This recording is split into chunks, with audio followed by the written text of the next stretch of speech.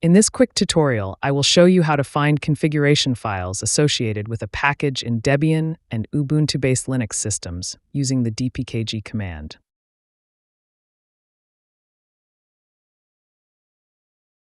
To begin with, you can use dpkg-l to list all the installed packages on your system. This command is also really helpful when you need to find the exact name of a package.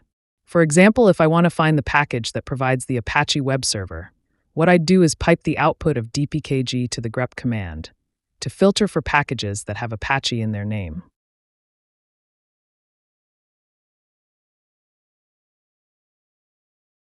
To get a list of all the files associated with a package, use dpkg-L, followed by the package's name. This command shows you a list of all the files installed by that package, and that includes configuration files and documentation.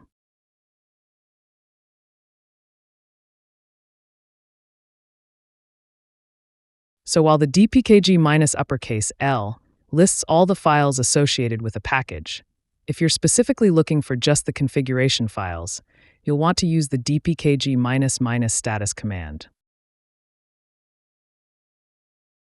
This command shows you information about a package, and that includes its version, dependencies, and importantly, its configuration files.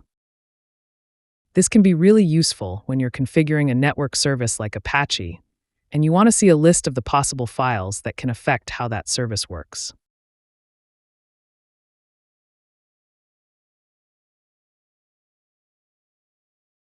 There's also another common location where some applications store their configuration files.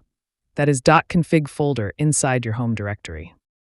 This location won't show up in the dpkg command, and software that stores configuration files in this folder is mostly desktop-related software.